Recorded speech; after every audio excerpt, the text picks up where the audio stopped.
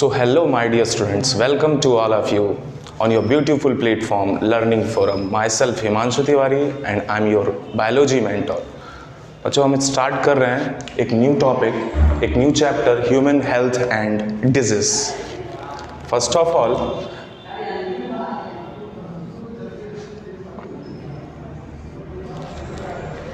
सबसे पहले मैं ये आपको बता दूं, ये जो चैप्टर है ये नीट एस्पायरेंट के लिए और बोर्ड के लिए बहुत इंपॉर्टेंट चैप्टर है. नीट में इसके 2 to 3 क्वेश्चंस आते हैं और बोर्ड में भी ये काफ़ी इंपॉर्टेंट चैप्टर है. सो हम एंजॉय करते हैं इस चैप्टर को, बने रहिए मेरे साथ. बच्चों सबसे पहले हेल्थ को समझते हैं. What is health?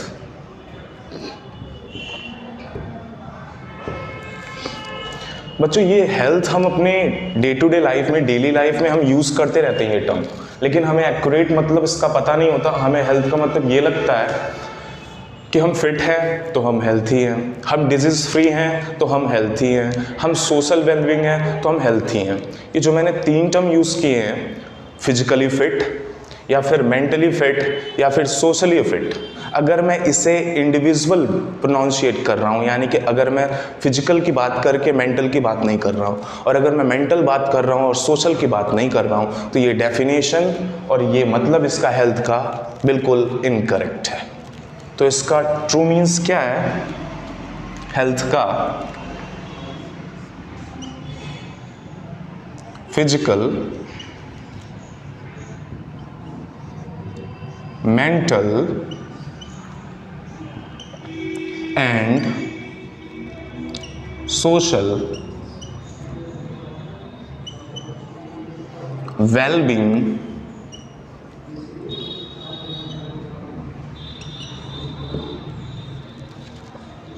अगर आप फिजिकली फिट हैं और मेंटली फिट हैं और सोशली फिट हैं तो आप एक हेल्थी पर्सन हैं.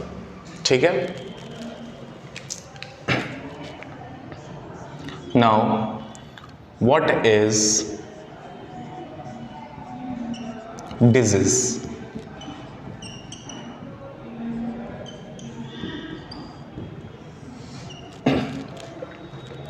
बच्चे डिजीज क्या होता है? डिजीज का मतलब यह है कि आप बीमार हो. अब इसे वर्ड में कैसे लिखोगे? अगर आपको बायोलॉजी टर्म में लिखना है और आपको किसी को समझाना है, थ्योरेटिकली आपको बोलना है, तो आप डिजीज को क्या बोलोगे? अगर आपका एक कोई वाइटल ऑर्गन है जो कि क्या है, इन्फेक्टेड हो गया, वाइटल ऑर्गन जैसे कि आपका लीवर हो गया, आपकी किडनी हो गई, अगर ये इन्फेक्टेड हो गया तो उसे कहते हैं हम डिजीज. क्योंकि अगर वाइटल ऑर्गन इन्फेक्टेड हो गया तो और अदर ऑर्गन, क्योंकि हम अच्छी तरीके से जानते हैं कि एक ऑर्गन दूसरे ऑर्गन पे कहीं ना कहीं डिपेंड होता है उसके फंक्शन को लेकर के. ठीक है. So if our vital organ are damage, किसकी वजह से डैमेज? बाय वायरल इन्फेक्शन या फिर बैक्टीरियल इन्फेक्शन.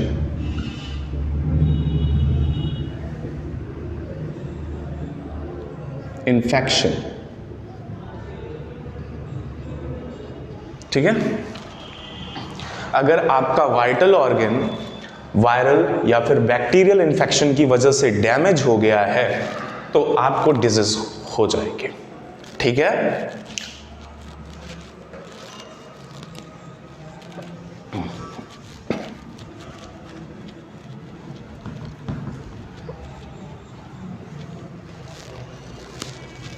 बच्चों अब ये समझो, आप बचपन से ही पढ़ते आ रहे हो क्लास 9th और 10th में कि डिजीज 2 टाइप की होती हैं. कितने टाइप की? 2 टाइप की. डिजीज को मैंने 2 पार्ट में डिवाइड कर दिया. हो गया ये? गुड.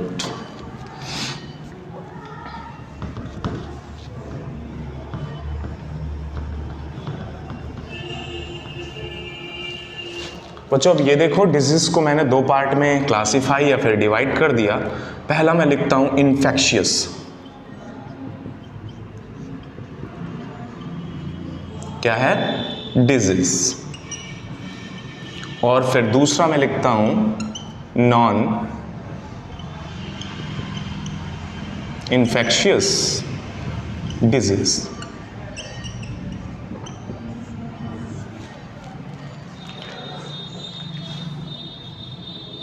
सबसे पहले देखते हैं इन्फेक्शियस डिजीज क्या होती है, फिर हम देखते हैं नॉन इन्फेक्शियस डिजीज क्या होती है।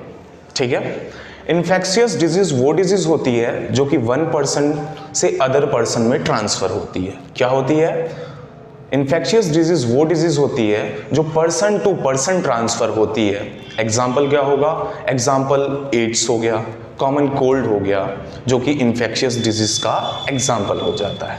ठीक है, सो इन्फेक्शियस डिजीज क्या होती है? ट्रांसफर थ्रू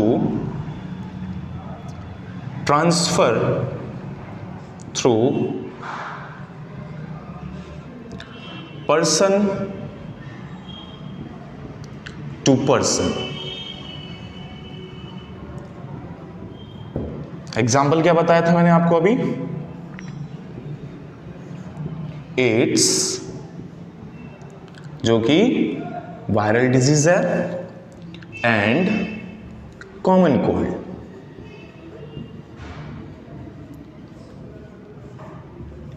ठीक है बच्चे, यानी कि वो डिजीज जो एक पर्सन से दूसरे पर्सन में इजीली ट्रांसफर हो जाए उसको हम इन्फेक्शियस डिजीज बोलते हैं।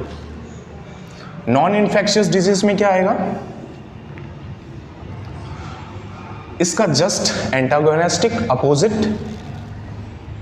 Not transfer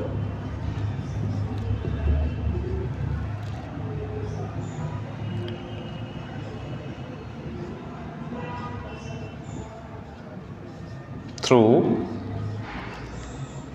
person to person, यानी कि ये डिजीज पर्सन टू पर्सन, ये disease person to person transfer नहीं होगी। ऐसे कौन से एग्जाम्पल हो सकते हैं, गेस करो, जो एक पर्सन से दूसरे पर्सन में ट्रांसफर नहीं होंगे? आपने गेस कर लिया होगा, होप सो। कैंसर, मैंने कैंसर एग्जाम्पल इसलिए लिया क्योंकि कुछ बच्चों के माइंड में ये रखता है, स्टिक रहती है ये बात कि शायद कैंसर इन्फेक्शियस डिजीज हो सकता है। सो कैंसर इन्फेक्शियस डिजीज नहीं है, नॉन इन्फेक्शियस डिजीज का एग्जाम्पल। दूसरा एग्जाम्पल क्या हो सकता है, सोचो। दूसरा एग्जाम्पल, एक बहुत प्यारा एग्जाम्पल ले रहा हूं फिर से, जैसे कि कैंसर लिया। दूसरा हो सकता है, आपने अगर अल्कोहल इनटेक किया, तो क्या वो इनटेक या जो भी उसका इफेक्ट होगा, क्या वो अदर पर्सन में भी जाएगा? क्या ट्रांसफर होगा? क्या यानी कि पियोगे आप और ट्रांसफर किसी और में होगा? नहीं। ठीक है, ठीक है।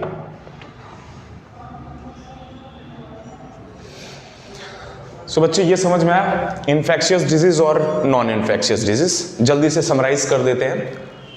हमने क्या पढ़ा? हेल्थ पढ़ा हमने ये कहा अगर आप फिजिकली फिट हैं तो आप जरूरी नहीं कि आप हेल्थी हैं। अगर आप डिजीज फ्री हैं यानी कि आपको डिजीज नहीं हुई है, इसका मतलब ये नहीं कि आप हेल्थी हैं। अगर आप सोशली फिट है, इसका मतलब ये नहीं कि आप हेल्थी हैं। यानी कि जो मैंने तीनों टर्म यूज किए, फिजिकली और मेंटली और सोशली, अगर मैं इन तीनों को कलेक्टिव एक साथ रख करके अगर मैं बात करूं, if you are physically, socially and mentally fit, then you are healthy. Okay, अब हम अपने गुड हेल्थ को बनाने के लिए क्या क्या कर सकते हैं? गुड हेल्थ बनाने के लिए योगा कर सकते हैं, रेगुलर एक्सरसाइज कर सकते हैं, पर्सनल हाइजीन को मेंटेन कर सकते हैं, ठीक है, और प्रॉपर बैलेंस डाइट लेना होगा हमें। अगर हम अपने प्रॉपर बैलेंस डाइट को सही रखें तो हम बीमार नहीं पड़ेंगे और हम हेल्थी भी रहेंगे, ठीक है। फिर बच्चे हमने बात की डिजीज की, क्योंकि ये जो दो जो चैप्टर्स हैं, चैप्टर सबसे पहले अगर हम चैप्टर्स को समझ लेते हैं तो 50% काम वहाँ पे आपका ख़त्म हो जाता है। तो सबसे पहले हमने हेल्थ के बारे में बात की, फिर हमने बात की डिजीज़ के बारे में कि डिजीज़ क्या होती है। अगर कोई हमारा वाइटल ऑर्गन में बच्चे मैंने क्या लिया था, वाइटल ऑर्गन में मैंने लीवर ले लिया सपोज करो, और मैंने किडनी ले लिया। अगर ये सारे वाइटल ऑर्गन अगर इन्फेक्टेड हो गए किसी वजह से, सपोज बैक्टीरिया की वजह से या फिर किसी और पैथोजन की वजह से, सपोज वायरस ले लिया, हेलमिंथेस ले लिया, ठीक है, इन सब की वजह से अगर हमारे वाइटल ऑर्गन इन्फेक्टेड हो गए या डैमेज हो गए तो हमें डिजीज हो जाती है, ठीक है। देन हमने डिजीज को क्लासिफाई किया किसमें, हमने डिजीज को क्लासिफाई किया इन्फेक्शियस डिजीज और नॉन इन्फेक्शियस डिजीज। हमने इन्फेक्शियस डिजीज को क्या कहा, वो डिजीज जो एक पर्सन से दूसरे पर्सन में इजीली ट्रांसफर हो जाए, ठीक है, जैसे कि एड्स हो गया और कॉमन कोल्ड हो गया, ठीक है। सपोज मुझे कॉमन कोल्ड हुआ है, मैंने छींका, स्नीजिंग की, फिर उसके बाद वो जो ड्रॉपलेट्स हैं वो अदर पर्सन के कांटेक्ट में आए और उसे भी कॉमन कोल्ड हो गया, ठीक है। फिर हमने बात की नॉन इन्फेक्शियस डिजीज की।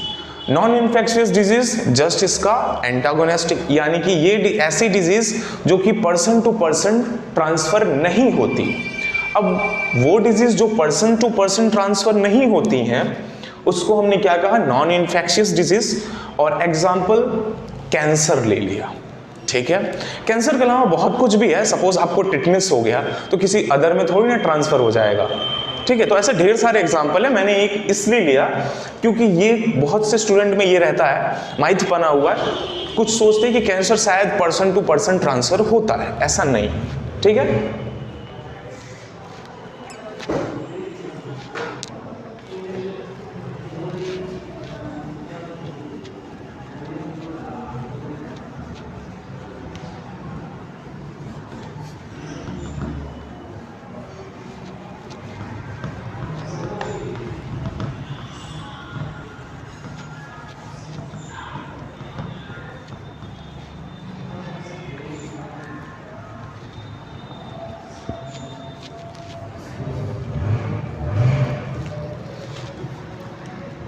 ना बच्चे हम ये समझते हैं, हम कुछ टर्म्स यूज करेंगे जो इस चैप्टर में बहुत बेनिफिशियल होगा। वो टर्म आप पहले से ही जान लो जो आपके लिए इजी होगा।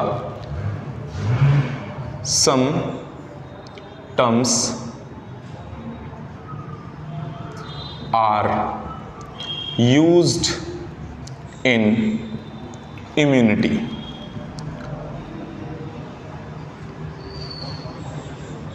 ठीक है,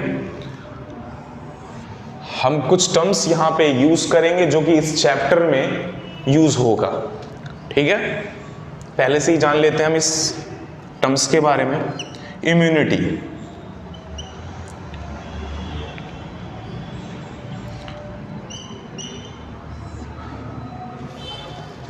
पिछले 2 साल से ये टर्म्स आप बहुत बार सुन रहे होंगे न्यूज में या किसी और जगह पे, किसी और प्लेटफॉर्म पे।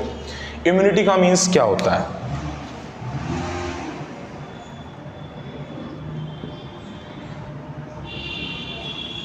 अगेंस्ट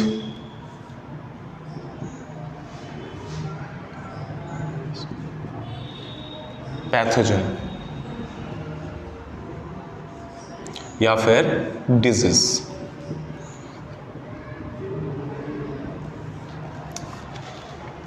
हमारी इम्यूनिटी क्या करती है? रेजिस्ट करती है पैथोजन या फिर डिजीज कॉज होने से। हमारी इम्यूनिटी हमें बचाती है पैथोजन से। पैथोजन का मतलब यहाँ पे बच्चे ये है बैक्टीरिया या वायरस हो गया या हेलमिंथेस हो गया, ठीक है, ये सारी चीज़ों से, या बैक्टीरिया हो गया, इन सब से क्या बचाती है? हमारी इम्यूनिटी हमें रेजिस्ट करती है। क्लियर है ये वर्ड? चलो दूसरा, एंटीबॉडी। क्या है? एंटीबॉडी। बच्चे इसको एक नाम से और जानते हैं, एग्लूटिनिन।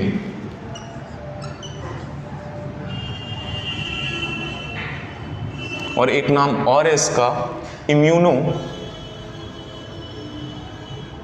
इम्यूनोग्लोबुलिन,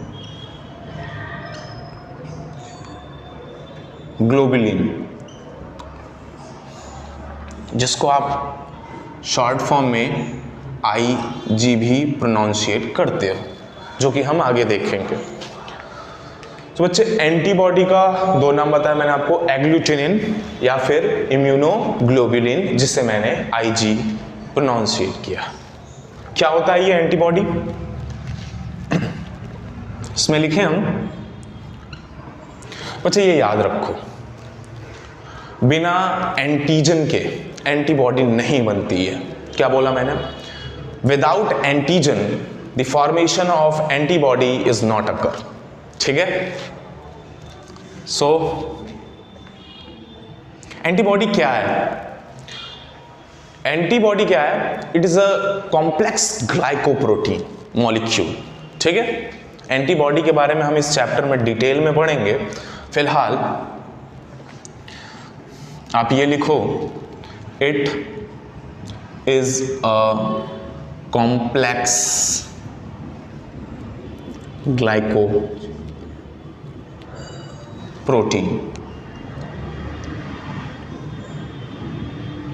ठीक है? जो कि 4 पॉलीपेप्टाइड चेन से बनी हुई है। इसके बारे में हम डिटेल में पढ़ेंगे, पैनिक करने की कोई जरूरत नहीं है। ठीक है? फिलहाल आपको ये जानना है एंटीबॉडी क्या होती है। एंटीबॉडी एक प्रोटीन होती है। कैसी? कॉम्प्लेक्स ग्लाइकोप्रोटीन, जो कि आरबीसी के सरफेस पे पाई जाती है। एंटीबॉडी हो या फिर एंटीजन हो, दोनों कहां पाई जाती हैं? Surface of RBC. क्लियर है?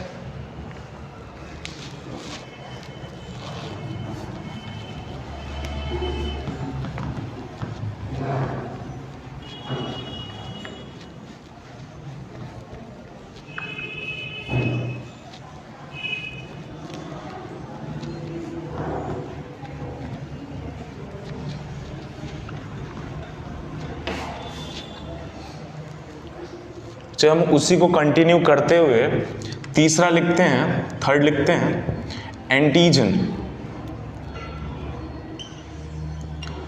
इसको एक नाम से और जाना जाता है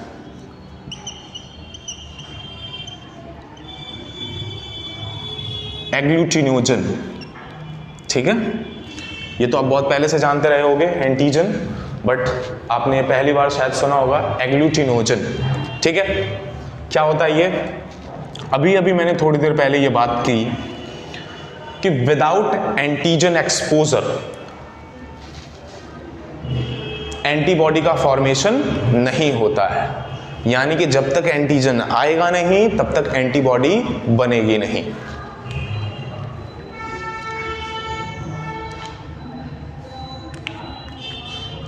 due to this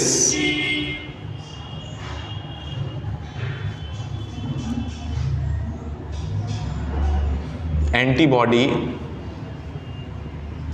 are formed, या फिर हम कह सकते हैं कि एंटीजन एंटीबॉडी बनने को स्टिमुलेट करता है। ठीक है? तो क्या सीखा आपने? एंटीजन वो प्रोटीन होती है जो कि एंटीबॉडी को बनने के लिए स्टिमुलेट करती है। ठीक है? It can stimulate the formation of antibody. ठीक है? तो हम एक और लिख सकते हैं डेफिनेशन इसकी, it can stimulate the formation of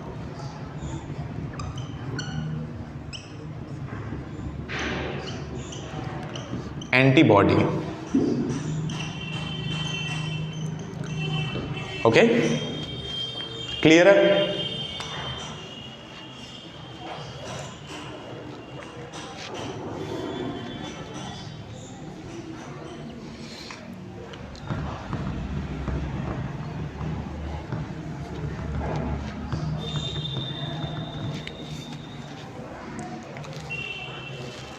जब हम फोर्थ टर्म समझते हैं जो कि इस चैप्टर में हमें यूज करना है, वो है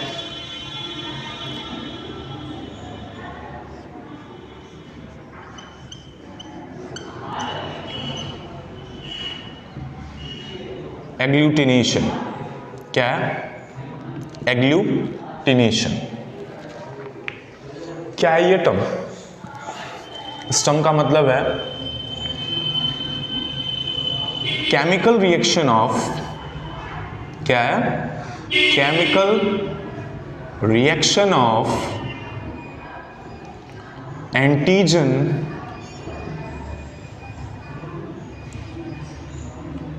antibody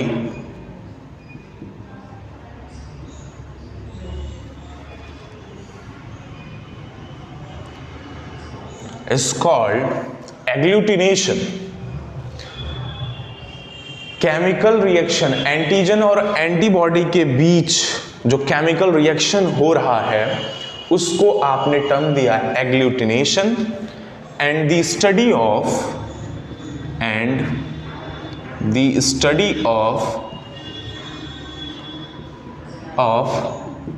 antigen antibody reaction is called, बच्चा कॉल्ड का शॉर्टकट लिख रहा यूज कर रहा हूं, कॉल्ड सीरोलॉजी। और ये बहुत फेमस है।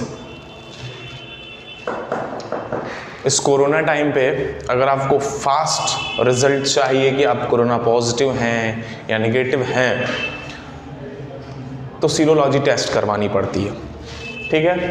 तो हमने क्या सीखा? Agglutination, chemical reaction of antigen and antibody is called agglutination and the study of this chemical reaction is called serology. Okay,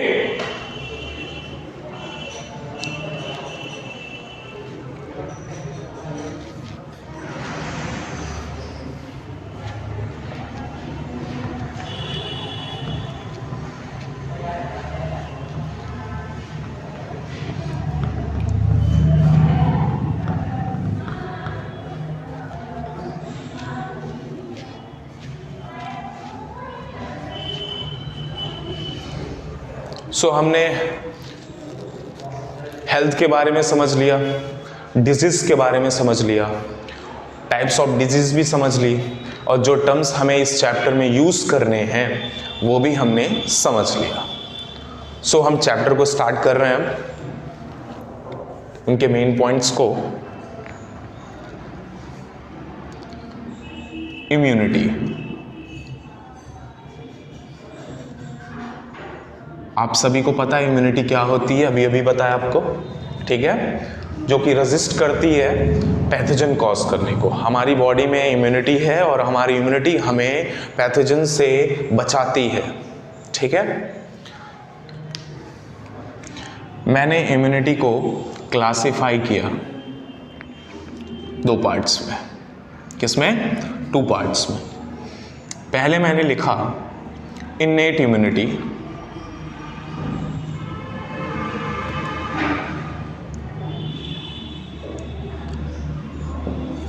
then second one is acquired immunity,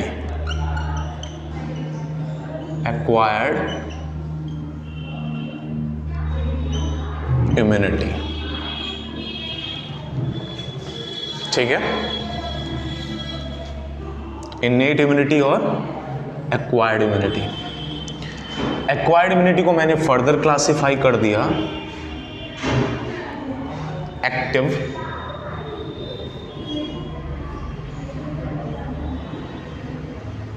immunity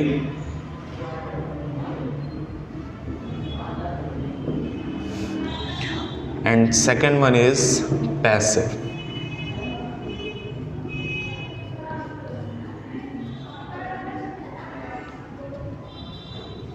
ठीक है बच्चे, मैंने इम्यूनिटी को 2 पार्ट में क्लासिफाई किया, innate immunity and second acquired immunity. मैंने acquired को further classify किया active immunity and second passive immunity.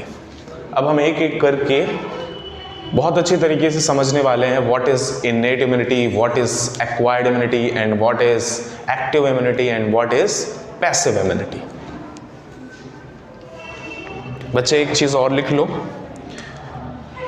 Innate type की इम्यूनिटी जो होती है वो नॉन स्पेसिफिक होती है। अभी मैं इसका भी मतलब बताता हूं आपको, what do you mean by non specific. और एक्वायर्ड टाइप की इम्यूनिटी क्या होती है? स्पेसिफिक। स्पेसिफिक, ठीक है, ये याद जरूर रखना है आपको। इननेट इम्यूनिटी कैसी होती है? Non specific. अभी मैं क्लियर करता हूं ये term, what do you mean by non specific and what do you mean by specific. फिलहाल आपको अभी अपने माइंड में नॉन स्पेसिफिक याद रखना है। इननेट कैसी इम्यूनिटी है? Non specific. और एक्वायर्ड कैसी इम्यूनिटी है? स्पेसिफिक। सो हम स्टार्ट करते हैं पहला, इननेट इम्यूनिटी। ओके, क्या स्टार्ट करते हैं? Innate immunity.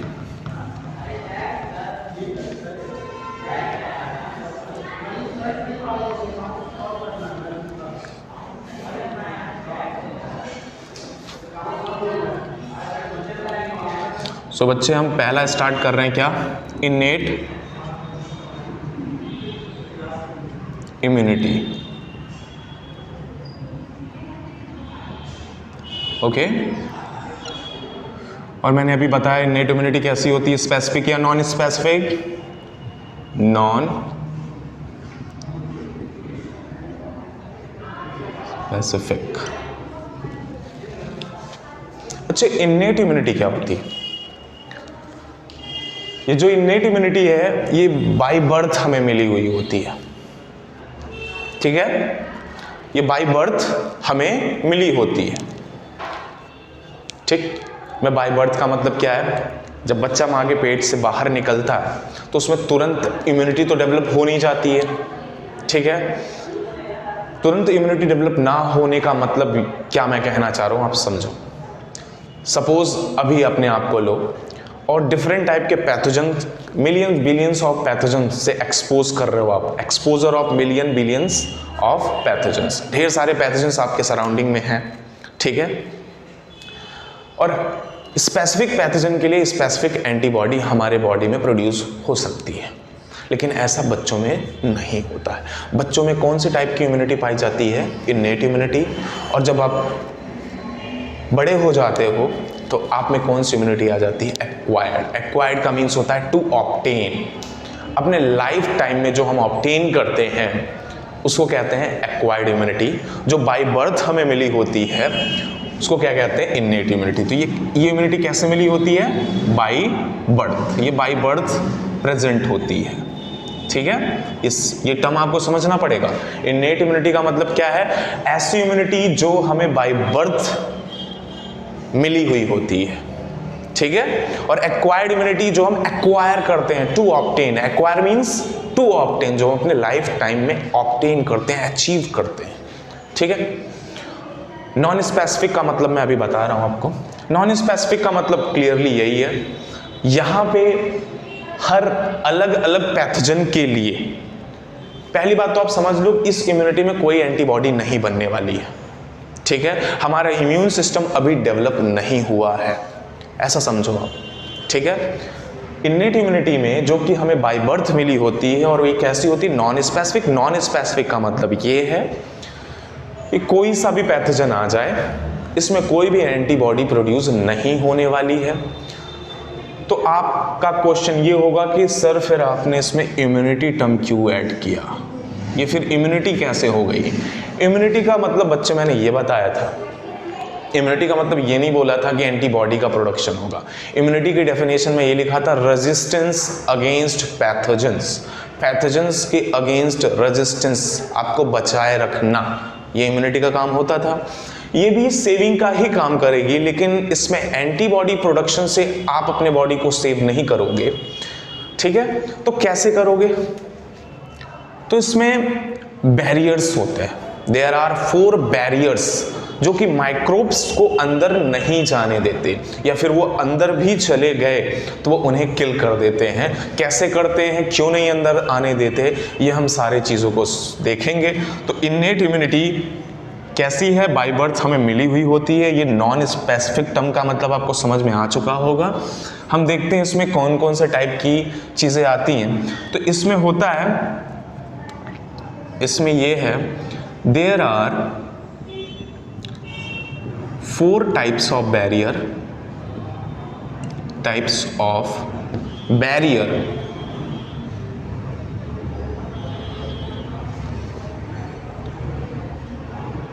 which can protect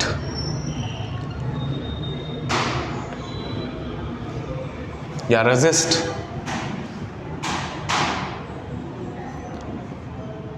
against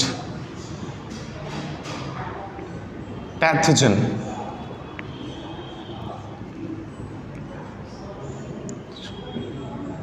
ठीक है, तो ये इन्नेट इम्यूनिटी काम कैसे करती है? 4 टाइप्स के बैरियर से हेल्प लेकर। ये इन्नेट इम्यूनिटी बनी कैसे है? 4 टाइप के बैरियर से मिलके बनी है। क्या बोला मैंने? ये जो इन्नेट इम्यूनिटी है ये कैसे बनी हुई है? 4 टाइप के बैरियर से मिलके बनी हुई है।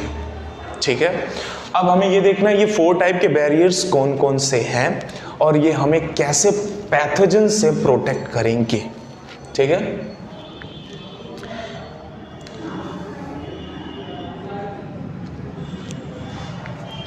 फोर टाइप्स के बैरियर को याद करने का शॉर्ट फॉर्म तरीका PPCC।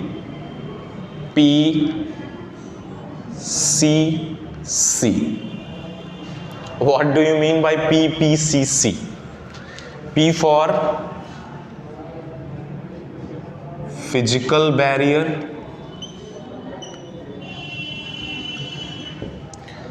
इस P का मतलब साइकोलॉजिकल बैरियर,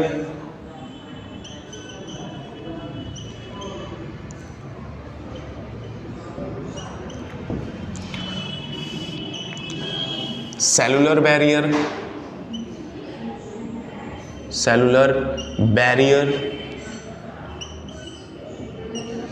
और बच्चे ये क्या है? Cytokine barrier.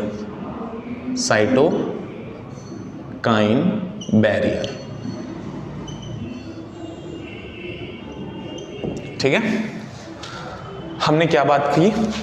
Innate immunity by birth हमें मिली हुई होती है। इस इम्यूनिटी में कोई एंटीबॉडी प्रोडक्शन नहीं हो रहा है क्योंकि इम्यून सिस्टम अभी डेवलप नहीं हुआ। ये बच्चों में पाई जाने वाली इम्यूनिटी है। ये नॉन स्पेसिफिक होती है, कोई सा भी पैथोजन आ जाए वही की वही चीज़ें प्रोटेक्ट करेंगी, जो 4 बैरियर्स मैं भी आपको क्लियर करूँगा। ये जो इन्नेट इम्यूनिटी है ये 4 टाइप्स के बैरियर से मिलके बनी हुई है और मैंने बैरियर के नाम आपको बताया PPCC, physical barrier, psychological barrier, cellular barrier and last one is cytokine barrier. अब हम एक एक बैरियर को डिटेल में समझते हैं। What do you mean by physical, psychological and cellular और साइटोकाइन बैरियर?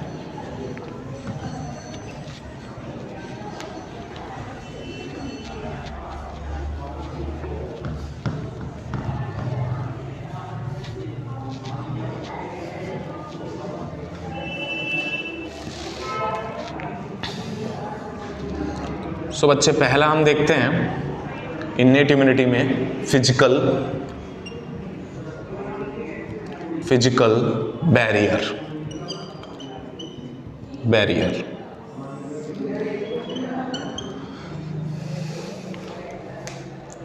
यानी कि ऐसा बैरियर जो फिजिकली प्रोटेक्ट करे आपको पैथोजन से। फिजिकली प्रोटेक्शन का मतलब या फिजिकल का मतलब यहां पे क्या है? Skin,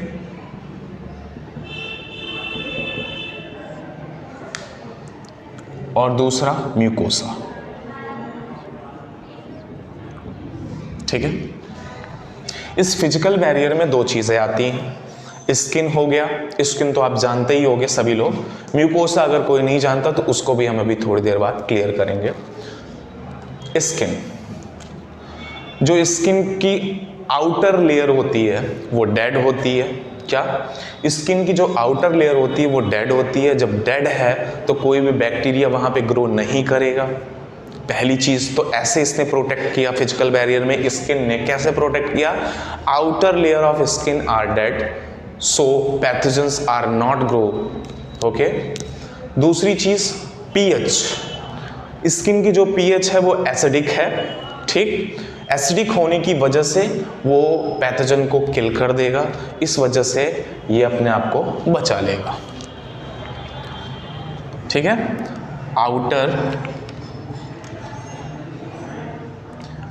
outer layer of skin are dead so that bacteria are not grow, ठीक है। और दूसरी चीज क्या है, दूसरा पॉइंट इसमें क्या है, पीएच। दूसरा पॉइंट क्या है, pH. pH of skin are acidic। Skin की pH कैसी है, एसिडिक है, जिसकी वजह से वो बैक्टीरिया को या फिर पैथोजन को किल कर देगा। तो ऐसे स्किन ने क्या किया, फिजिकल बैरियर का काम किया, ठीक है, पैथोजन्स को एंटर नहीं करने दिया या फिर ग्रो नहीं करने दिया। सेकंड हम देखते हैं म्यूकोसा। म्यूकोसा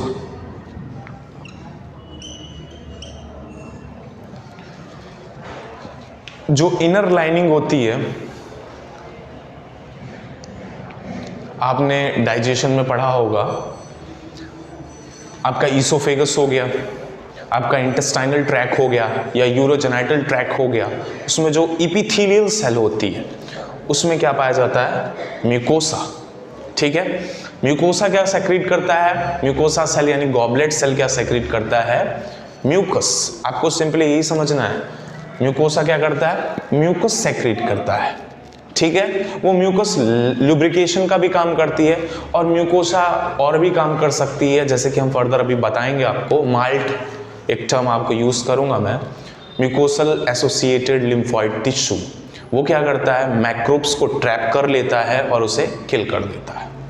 तो म्यूकोसा क्या करता है, म्यूकोसा मैक्रोब्स को ट्रैक करता है। अगर मैक्रोब्स सपोज हमारे अंदर चले गए तो जो ईसोफेगस है, फूड पाइप है या फिर इंटेस्टाइन है या फिर स्टमक है, सब में जो लाइनिंग पाई जाती है इपिथेलियल सेल, सभी में इपिथेलियल पाया जाता है और उसमें म्यूकोसा पाया जाता है। वो क्या करती हैं, आपको प्रोटेक्ट करती हैं, माइक्रोब्स को पकड़ लेती हैं, ट्रैप कर लेती हैं और उसे किल करती हैं, ठीक है।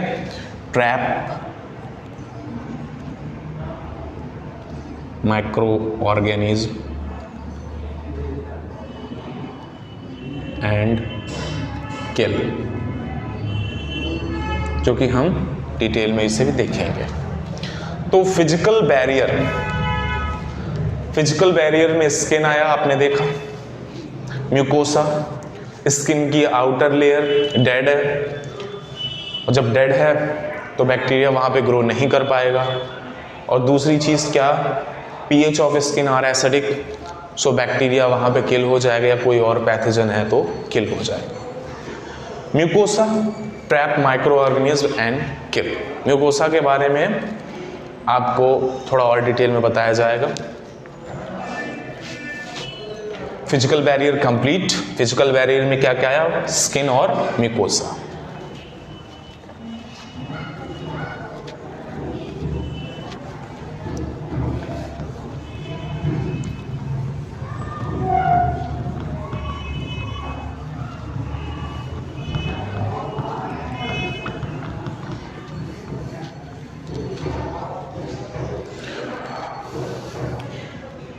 इन्नेट इम्यूनिटी में सेकंड क्या लिखवाया था, पीपीसीसी, सेकंड पी का काम है इन्नेट इम्यूनिटी में। Psychological barrier,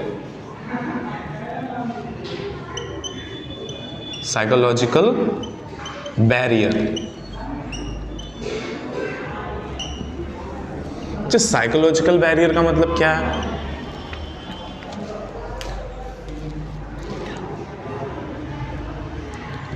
fever,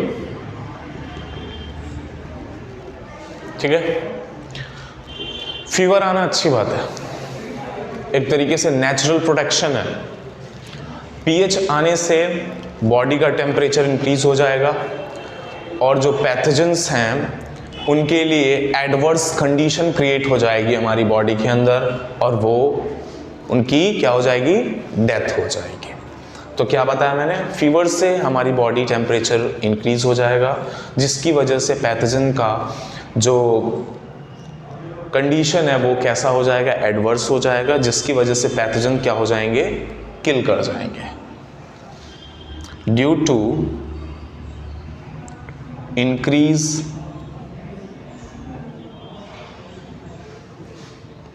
in temperature,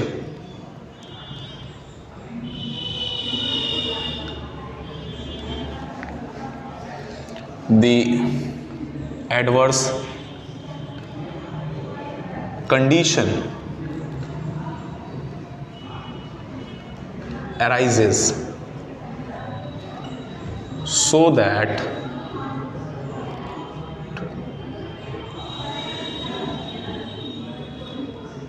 pathogen are dead। ठीक है, समझ गए। साइकोलॉजिकल बैरियर में फीवर भी एक बहुत अच्छी चीज़ है, ये नेचुरल प्रिवेंशन है, ये नेचर के थ्रू तो फीवर हमें होते रहना चाहिए। होते रहने का इन द सेंस का मतलब है होना चाहिए। ठीक है, मेडिसिन ना ही लें आप इस टाइम, तो मेडिसिन लेना बहुत ज़रूरी, क्योंकि फीवर का मतलब कुछ और भी निकल के आ रहा है सामने। सो ऐसा भी नहीं कह रहा हूँ कि आप मेडिसिन ना लें, लेकिन ये भी आपको पता चल गया कि fever are some time good. ठीक है,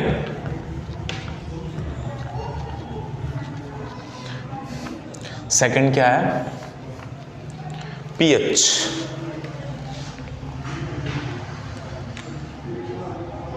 क्या है, pH. Class 11th digestion and absorption, आपने ओरल कैविटी में देखा होगा जो सलाइवा का पीएच होता है वो एसिडिक होता है 6.8। ठीक है, तो एसिडिक पीएच है, तो वहाँ से जितने भी छोटे छोटे माइक्रोब्स हैं वो किल कर जाएंगे। वहाँ स्टमक का पीएच, गैस्ट्रिक पीएच लगभग से लगभग 1.8, हाईली एसिडिक। तो वहाँ से क्या हो जाएगा माइक्रोब्स क्या हो जाएंगे, जो फूड पार्टिकल के साथ आप जो खाना खाते हो उसके साथ जो माइक्रोब्स चले जाते हैं छोटे छोटे, वो स्टमक में किल हो जाएंगे। वेजाइना का भी पीएच क्या है, एसिडिक होता है। तो पीएच एसिडिक होने से क्या होगा, जो माइक्रोब्स होते हैं वो डेथ कर जाते हैं।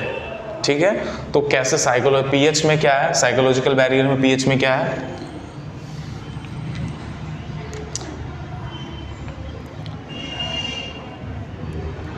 Acidic pH of oral cavity। Oral cavity का जो pH है वो एसिडिक होता है 6.8, जिसकी वजह से माइक्रोब्स की डेथ हो जाती है। सेकंड क्या है आपका, एसिडिक pH ऑफ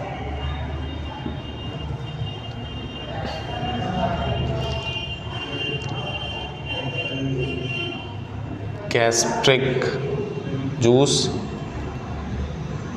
लगभग 1.8, जिसकी वजह से जो फूड पार्टिकल के थ्रू जो छोटे छोटे माइक्रोब्स आए हुए हैं वो किल हो जाएंगे। Acidic pH of vagina infection से बचाएगा वेजाइना को। सो ये थे आपके साइकोलॉजिकल बैरियर, फीवर, पीएच। ठीक है, now हम 2 P तो हमारे खत्म हो गए, PP एंड 2 P अभी बाकी हैं, CC।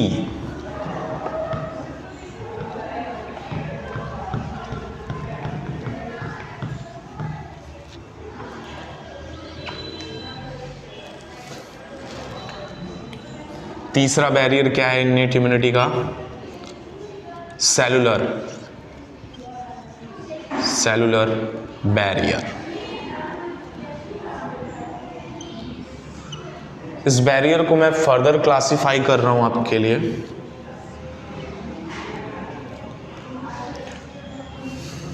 फैगोसिटिक,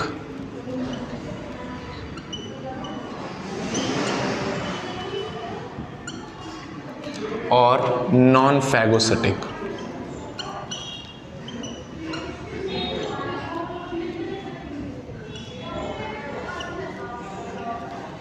यानी कि सेलुलर बैरियर में दो टाइप की सेल्स आती हैं। सेलुलर बैरियर दो सेल से मिलके बना है। किस किस सेल से? फैगोसिटिक सेल, यानी कि वो सेल जो खाती हैं। किसको खाती हैं? माइक्रोब्स को खाएंगी। और वो सेल जो खाती तो नहीं है, मार जरूर देती हैं। यानी कि ये तो खा जाएगी, एंगल्फ कर जाएगी उस पैथोजन को। स्पेसिफिक टर्म यूज नहीं करूंगा, किसी भी पैथोजन को, ठीक। नॉन फैगोसिटिक यानी कि ये खाएगी नहीं तो कैसे मारेगी, ये भी हमें डिटेल में देखना पड़ेगा। फैगोसिटिक सेल में यानी कि खाने वाली सेल का नाम क्या क्या है? वो सेल जो कि पैथोजन को खा जाती हैं, एंगल्फ कर जाती हैं। फैगोसिटिक का मतलब क्या होता है? एंगल्फ।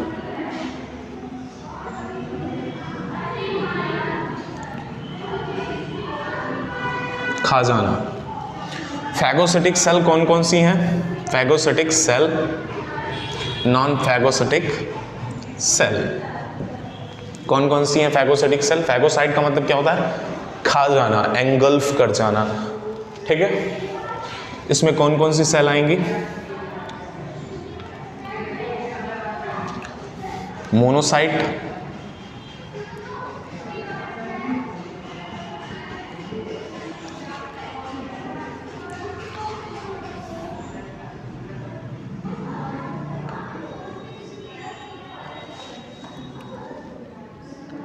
PMNL न्यूट्रोफाइल,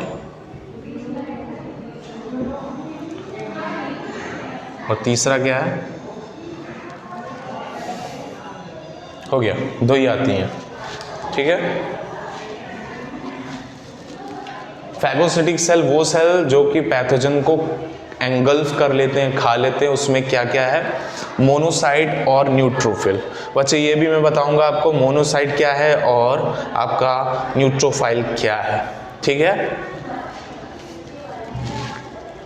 और नॉन फैगोसाइट में क्या है आपका? NK cell. क्या है? NK cell. NK cell natural killer, N for natural, K for killer.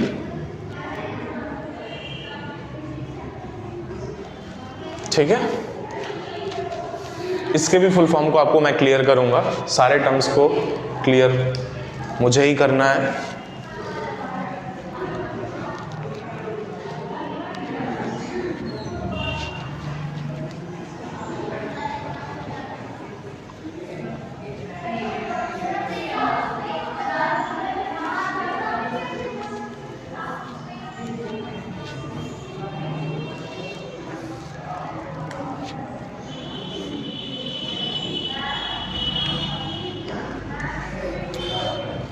बच्चे मैं ये क्लियर कर दूं आपको, जो फैगोसिटिक सेल में मैंने एग्जांपल लिया, दो एग्जांपल थे, मोनोसाइट और फिर जिसे आप मैक्रोफेज भी बोलते हो, क्या कब बोलते हो वो भी टर्म मैं बताऊंगा आपको।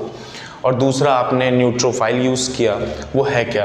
एक्चुअली मैं थोड़ा सा समराइज़ कर दूं आपका क्लास 11th वाली चीज़ें जो आप भूल चुके हो। WBC on the basis of granules दो टाइप में डिवाइड थी, एक ग्रैन्युलोसाइट और एक ए ग्रैन्युलोसाइट, ठीक है।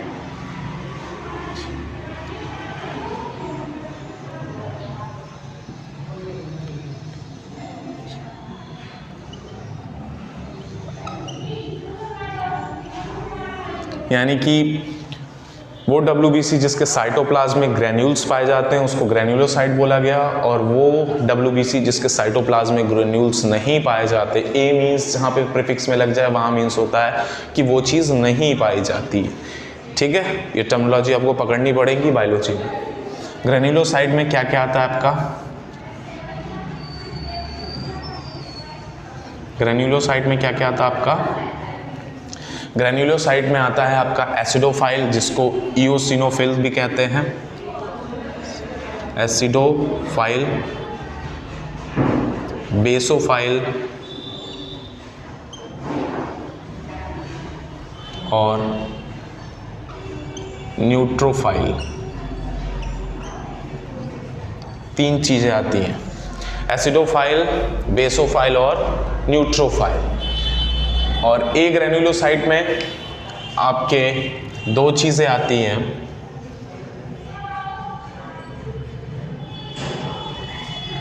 ए ग्रेन्युलोसाइट में क्या क्या आती हैं, पहले आप इसे लिख लो।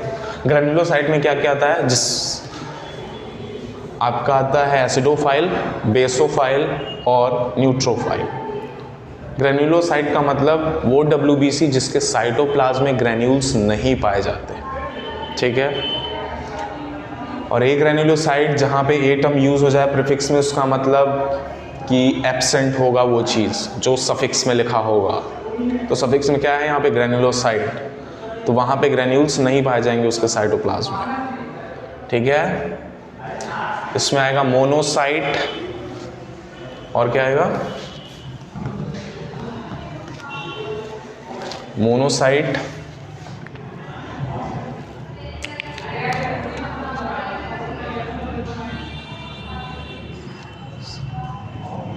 और दूसरा क्या है आपका? Leukocyte, leukocyte. ठीक है, हमने मोनोसाइट लिखा हुआ था, आपको याद होगा, और हमने न्यूट्रोफाइल लिखा हुआ था। समझ गए? ये वो चीज़ें हैं जो कि क्लास 11th में आपने पढ़ी हुई थी, और बिना इसे समझे आपको वो समझाना टिपिकल होता है, इसलिए जल्दी से हमने इसे समराइज कर दिया। ठीक है, तो ग्रेन्युलोसाइट क्या होता है आपको पता है, ए ग्रेन्युलोसाइट क्या होता है ये भी पता है। ग्रेन्युलोसाइट में कौन कौन आते हैं? एसिडोफाइल जिसको इओसिनोफिल भी कहते हैं, और बेसोफाइल आता है, न्यूट्रोफाइल आता है। न्यूट्रोफाइल से हमें काम था जो कि फैगोसाइट इन नेचर था, जो कि खाने वाली सेल्स होती हैं। और ए ग्रेन्युलोसाइट में खाने वाली सेल कौन सी होती है? मोनोसाइट। और ग्रेन्युलोसाइट में खाने वाली कौन सी सेल होती है? न्यूट्रोफाइल। क्लियर है?